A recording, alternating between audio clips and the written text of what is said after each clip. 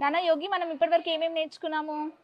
Yes, friction అంటే ఏంటి, types of friction ఏంటి, ఫ్రిక్షన్ ఒక ఎఫెక్ట్ అబ్జర్వేషన్ అనేది ఎలా ఉంది అనేది నేర్చుకున్నాం. So now we are going to learn about factors of friction. Okay, factors affecting friction. So ఏమేమి ఫ్యాక్టర్స్ ఎఫెక్ట్ చేస్తాయి ఫ్రిక్షన్ ని అనేది మనం ఇక్కడ నేర్చుకోబోతున్నాం. So what all the factors are going to affect the friction అనేది తెలుసుకుందాం. సో ఫస్ట్ ఏంటి, ఇక్కడ ఏమేమి నేర్చుకోబోతున్నాం? So effect of roughness on frictional force. So roughness అనేది ఎలా ఎఫెక్ట్ అవుతుంది friction force. And effect of area of contact. Area of contact ఎలా, effect of area of contact on frictional force. Area ఎలా affect అవుతుంది. Normal force, effect of normal force on friction. Okay, normal force అనేది ఎలా, 3 types of effects ఉంటాయి. Okay, అవన్నీ ఏంటో ఈ class లో డిస్కస్ చేద్దాం. ఓకే, ఫస్ట్ ఏంటి, effect of roughness on frictional force. So for example you have a surface నానా. ఓకే, ఫస్ట్ ఎఫెక్ట్ ఏంటో నేర్చుకుంటున్నాం. సో హారిజాంటల్ ఫ్లోర్, ఇదేంటి horizontal floor. And what is the other thing you have here? So textbook lo emundana, set up an inclined plane on the horizontal floor. So inclined ante enti, ante paina yes, paina nunchi kinda varaku ila, this is what inclined plane kada. ఇది setup చేస్తున్నాం మనం. Use a wooden board as inclined plane. So put a mark A. Okay, so ఇక్కడ wooden the తీసుకుంటున్నాం. Okay, and దీన్ని A అని అనుకుందాం. Okay, so now let a glass marble or a ball move down from this point. So ఇక్కడ ఏంటి, ఏం object తీసుకుంటున్నాము, wooden black కానీ ఇంకోటి ఏంటి glass ball. Okay, anything you take this material and you keep here.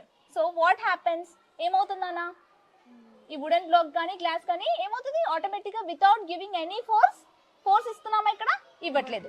ఇవ్వకుండా ఏమవుతుంది, it will automatically slide. ఎందుకు, ఇక్కడ సర్ఫేస్ అనేది ఎలా ఉంది, స్మూత్ ఒకటి, ఇంకొకటి ఇంక్లైన్డ్ అనేది యూజ్ చేయాలి. So this is inclined. So inclined గా ఉంది కాబట్టి without giving any forces the object will slide kada. So now spread a cloth over the floor. So floor paina oka cloth spread chesam nana. Okay, so make sure that there is no wrinkles in the cloth. Try again with a glass marble or ball. Now measure and note the distance. Okay, so same ippudu cloth ikkada oka cloth petti same ball ni move chesam nana. So obvious ga idi koncham force iste obvious ga konchame move avutundi, kani compare to inclined plane ఇదేంటి normal surface. So ఎక్కడ నీకు friction అనేది less గా ఉంది, friction తక్కువ ఉంది చెప్పు. ఇప్పుడు ఇంక్లైన్ ప్లేన్ దగ్గర ఫ్రిక్షన్ లెస్ ఉంది. Very good. ఓకే, ఇక్కడ ఫ్రిక్షన్ అనేది మోర్ ఉంది. ఓకే, అంటే ఫ్రిక్షన్ దేనిపైన డిపెండ్ అవుతుంది, ఇక్కడ effect of roughness on frictional force కదా, అంటే సర్ఫేస్ పైన డిపెండ్ అవుతుంది. క్లియరా, అర్థమైంది కదా? సో ఒకవేళ ఇర్రెగ్యులారిటీస్ అనేది ఎక్కువ ఉంటే ఫ్రిక్షన్ అనేది మోర్ ఉంటుంది, ఇర్రెగ్యులారిటీస్ తక్కువ ఉంటే ఫ్రిక్షన్ అనేది లెస్ ఉంటుంది. Right, understood right? Okay, now so effect of second చూద్దాం. Effect of area of contact on frictional force. Area పైన ఎలా ఉంటుందో లెటస్. సో ఇక్కడ ఏంటి నాన్న, డిఫరెంట్ ఇక్కడ.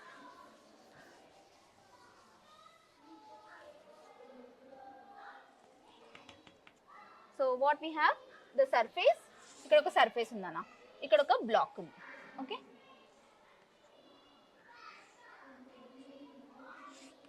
okay, this is a block and we have a pulling a, this is what, pulling a brick. Okay, ఇది brick అంటాం.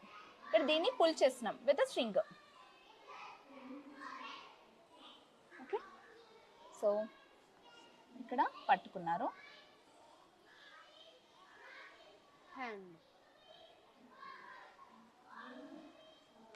Okay, by using hand we are going to pull this string. Okay na, ఇది brick. So tie a string around the brick and pull the brick.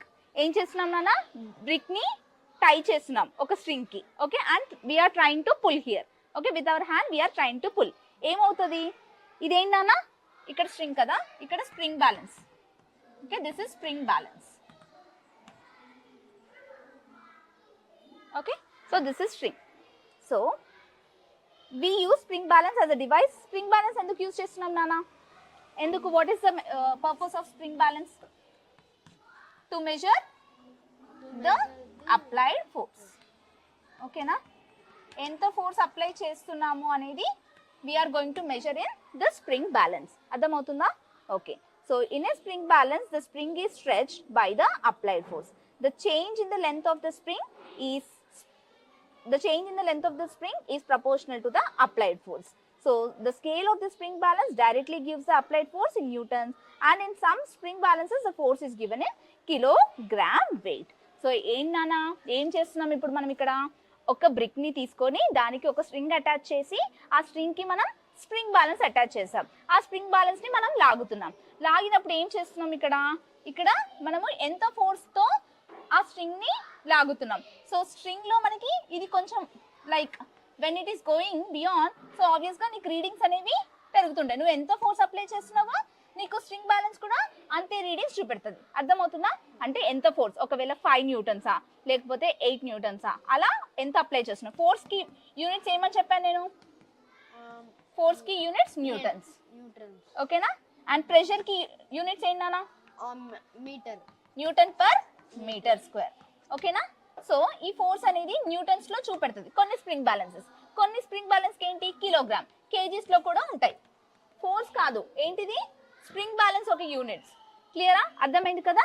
So ఇక్కడ ఏం చేస్తున్నాము, area of contact అనేది ఎంత వరకు ఉందనేది చూద్దాం. So pull it to move the brick. Now note down the reading. అది నోట్ డౌన్ చేస్తాం. తర్వాత ఇప్పుడు 2 forces act on the brick. Brick పైన ఎన్ని ఫోర్సెస్ యాక్ట్ అవుతాయి నాన్న ఇప్పుడు? Gravitational force. ఇక్కడ ఏం చేస్తున్నాం మనం? పుల్ చేస్తున్నాం. పుల్ చేసినప్పుడు ఎన్ని ఫోర్సెస్ యాక్ట్ అవుతాయి?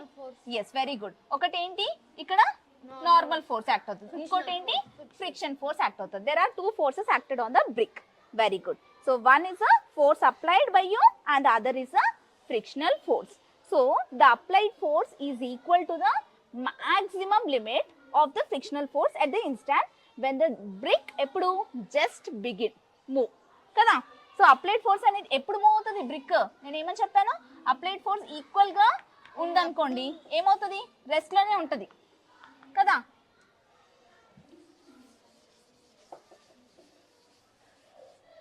ఈ బ్రిక్ నాన్న. ఓకే, సో ఈ బ్రిక్ ఎప్పుడు మూవ్ అవుతుంది నాకు చెప్పు. అంటే ఇది అప్లైడ్ ఫోర్స్, ఇది ఫ్రిక్షన్ ఫోర్స్. సో ఇక్కడ friction force is equals to applied force is equals to friction force ఉన్నప్పుడు బ్రిక్ ఎలా ఉంటుంది? రెస్ట్ లో ఉంటుంది. అదే ఇప్పుడు మూవ్ చేయాలి. మూవ్ చేయాలి అంటే ఫ్రిక్షన్ ఫోర్స్ అనేది ఎక్కువ ఉండాలా తక్కువ ఉండాలా? Yes, friction force applied, that is applied force is greater than the friction force, then the body starts moving. Okay na, brick anedi appudu move avutadi. Okay, so initially ఏమంటున్నాం, in this way we can measure the maximum frictional force offered by the surface. So ఎంత frictional force చేస్తున్నాం కూడా మనము ఇక్కడ note down చేయొచ్చు.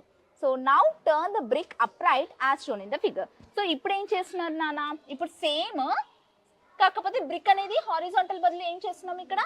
we are going to place the brick in the vertical position. Okay, so brick ఎలా place చేస్తున్నాం నాన్న? Vertical position లో ప్లేస్ చేస్తున్నాం. సో వర్టికల్ పొజిషన్ లో ప్లేస్ చేసినప్పుడు how does the frictional force vary with the change in contact of area? So ఏరియాలో ఇప్పుడు ఇందాక ఏరియా ఎలా ఉంది నాన్న? ఏరియా ఎంత ఆక్యుపై అయింది? ఇదంతా ఏరియా. ఇందాక ఏరియా ఇంత ఆక్యుపై అయింది, ఇప్పుడు వెరీ లెస్ ఏరియా కదా. సో అప్లైడ్ ఫోర్స్ అనేది ఎక్కువ ఉంటుందా తక్కువ ఉంటుందా? అప్లైడ్ ఫోర్స్ అనేది ఎక్కువ ఉంటుంది. ఎక్కువ ఉంటుందా? అర్థం కాలేదు.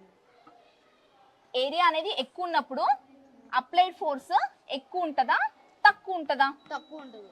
తక్కువ ఉంటుందా? ఏరియా ఎక్కువ ఉంది నాన్న. ఏరియా ఎక్కువ ఉన్నప్పుడు నువ్వు ఇప్పుడు ఇదే అనుకో డస్టర్, ఇది చిన్న chalk piece. Okay, so this is the chalk piece. So నేను దీన్ని లాగాలన్నప్పుడు ఈజీగా లాగుతానా లేకపోతే హార్డ్గా లాగుతానా? ఈజీగా లాగుతా. ఎందుకు? ఏరియా అనేది తక్కువ ఆక్యుపై చేసింది కాబట్టి లెస్ అప్లైడ్ ఫోర్స్ రిక్వైర్ అవుతుంది. అదే నేను ఈ డస్టర్ని లాగాలంటే ఎక్కువ ఫోర్స్ అప్లై చేస్తానా, తొందరగా వచ్చేస్తుందా, ఈజీగా వచ్చేస్తుందా? ఎక్కువ ఉంటుంది. సేమ్ అంతే కదా. ఇక్కడ ఏరియా ఎక్కువ ఉన్నప్పుడు ఏమవుతుంది నీకు? ఎక్కువ అప్లైడ్ ఫోర్స్ ఉంటుంది. ఏరియా తక్కువ ఉన్నప్పుడు ఏమవుతుంది? ఫోర్స్ అనేది లెస్ ఉంటుంది. yes, ఏరియా ఆఫ్ కాంటాక్ట్ పైన ఎలా ఉంటుంది ఫ్రిక్షన్ ఫోర్స్ అని చూసాం. ఇప్పుడు now we are going to learn effect of normal force on ఏంటి? ఫ్రిక్షన్. సో నార్మల్ ఫోర్స్ అనేది ఎలా ఎఫెక్ట్ అవుతుంది అనేది సేమ్ ఎగ్జాంపుల్ తీసుకుందాం. సో ఇందాక మనము ఒక సింగిల్ బ్రిక్ తీసుకున్నాం కదా. సో ఇప్పుడు now I'm going to attach one more brick on this. Okay, and same again going to tie to the spring balance. So this is the spring balance, right? And I'm going to pull this string balance with my hand.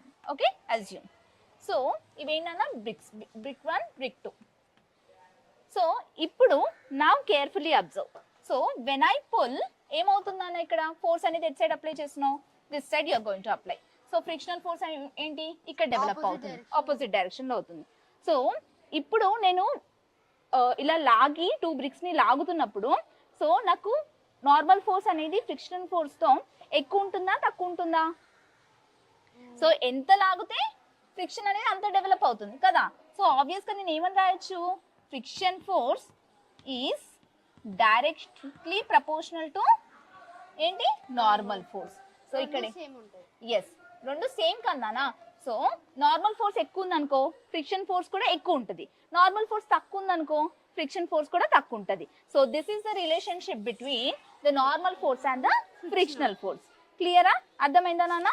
Yes. So frictional force is directly proportional to the normal force. ఇది గుర్తుపెట్టుకోవాలి నువ్వు. So far we have discussed ఏంటి, friction అనేది roughness పైన ఎలా depend అయి ఉంటుంది, area of contact పైన ఎలా డిపెండ్ అయి ఉంటుంది, and also how it depends on the నార్మల్కి ఇంకా ఫ్రిక్షన్కి ఎలా డైరెక్ట్ ఉంటుందో రిలేషన్ ఎలా ఉంటుందో తెలుసుకున్నాం. సో ఇక్కడ వరకు ఏమైనా డౌట్స్ వచ్చాయా నాన్న? వచ్చింది. చెప్పు. అంటే ఎందుకని ఇప్పుడు స్మాల్ ఆబ్జెక్ట్స్ మీద పెడితే ఫ్రిక్షన్ లెస్ ఉంటుంది కొంచెం, ఎందుకని బిగ్ ఆబ్జెక్ట్స్ మీద పెట్టినప్పుడు ఎందుకని ఎక్కువ ఉంటుంది ఫ్రిక్షన్? సో నువ్వేం అడుగుతున్నావు, ఒకవేళ లార్జర్ ఆబ్జెక్ట్స్ ఉన్నప్పుడు ఫ్రిక్షన్ అనేది ఎక్కువనే ఉంటుందా అని అడుగుతున్నావు. ఓకే, అంతేనా? సో లార్జర్ ఆబ్జెక్ట్స్ ఉంటే ఫ్రిక్షన్ ఎక్కువ ఉంటుంది, స్మాలర్ ఆబ్జెక్ట్స్ ఉంటే ఫ్రిక్షన్ తక్కువ ఉంటుంది అనే రూల్ కాదు నాన్న, అలా ఏం కాదు. Okay, friction always depends upon the nature of the material, surface of the material. It always depends upon దేనిపైన, సర్ఫేస్ పైన డిపెండ్ అయి ఉంటుంది అన్న. అది స్మూత్నెస్ ఉంటే ఈజీగా ఉంటుంది, ఫ్రిక్షన్ అనేది లెస్ ఉంటుంది. అది హార్డ్గా ఉంటే ఫ్రిక్షన్ అనేది మోర్ ఉంటుంది. ఓకే, ఇది ఒకటి గుర్తుపెట్టుకోవాలి. రైట్? క్లియర్? అది clear? So it does not depends upon the area. అందుకే కదా ఇక్కడ ఏరియాలో మనం ఏం నేర్చుకున్నాం, friction will not affect the area. So area పెద్దగున్నా చిన్నగున్నా friction will be same. Clear? Okay, next. ఇంకా ఎందుకని సరే నేను అడుగుదానా ఇప్పుడు? ఓకేనా? సో ఇప్పుడు ఎస్. సో నేను ఏం చెప్తున్నాను, స్మూత్ ఆబ్జెక్ట్స్కి ఫ్రిక్షన్ తక్కువ ఉంటుంది, ఇంకేంటి హార్డ్ ఆబ్జెక్ట్స్కి ఫ్రిక్షన్ ఎక్కువ ఉంటుంది అని చెప్తాను. ఓకేనా? So will it be applicable for all the cases? ఎప్పుడు అలానే ఉంటుందా, చేంజ్ అవ్వచ్చా? చేంజ్ అవ్వచ్చు. Yes, very good. ఎలా అంటే ఇప్పుడు స్మూత్ సర్ఫేస్ మీద ఎక్కువ ఫ్రిక్షన్ ఉంటుంది కదా.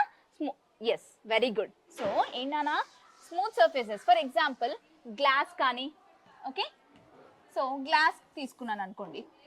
సో నేను ఏం చెప్పాను, ఇది స్మూత్ సర్ఫేస్ కాబట్టి ఫ్రిక్షన్ తక్కువ ఉంటుందని చెప్పాను. కానీ some times there will be more friction for the smooth surfaces also.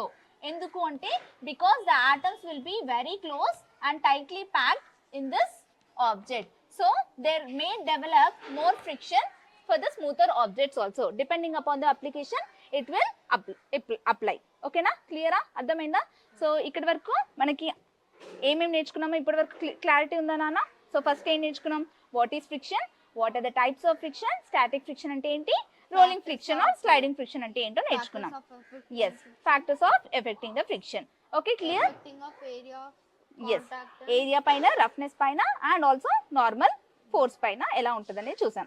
Next okay, next class లో మరికొన్ని నేర్చుకుందాం. సరేనా, ఫ్రిక్షన్ గురించి.